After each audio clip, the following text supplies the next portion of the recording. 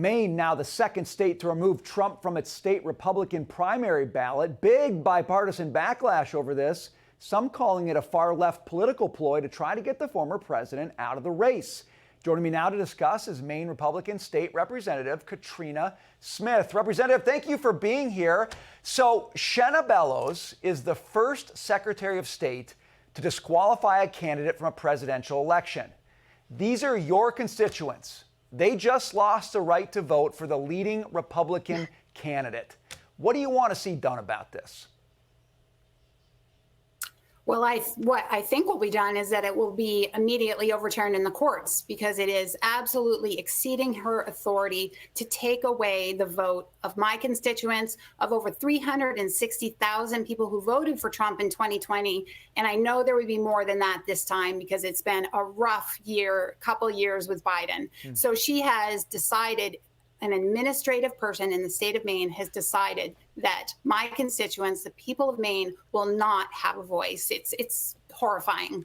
So her partisan leanings are right out there in the open. She got selfies all over social media with President Biden. She's a former executive director in the ACLU, a staunch supporter of Trump's second impeachment, and of course, just hours after her landmark ruling against Trump, she ran to the liberal media to defend her decision, but she says she's able to make this decision impartially. Is there any world in which you buy that?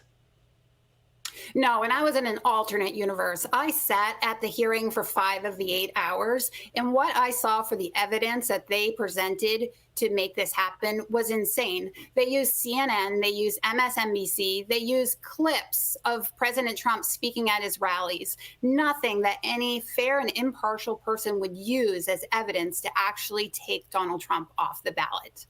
So your colleague, Maine State Representative John Andrews, has filed a motion to impeach Bellows. Do you support this? I do. I actually, just about the same time as John did that, I said to my constituents and people on social media that I also would be involved in a resolve to impeach her.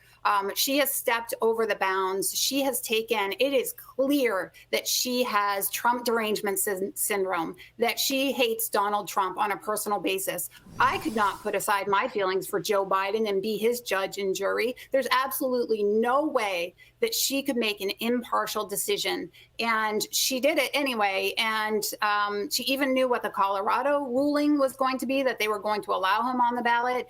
And she did it anyway. She was waiting for this chance. And the people are absolutely horrified. Tell me what you're hearing from your constituents.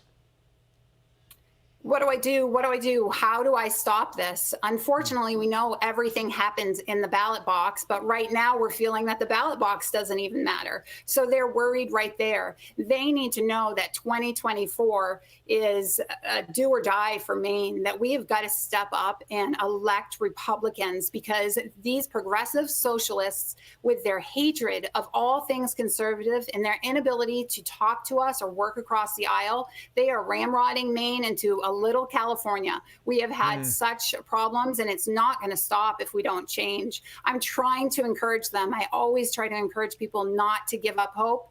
It's getting tough here in Maine for sure. Maine State Representative Katrina Smith, I imagine you have some very, very upset constituents right now. Best wishes to you as everybody works through this one. Thanks for being on the program.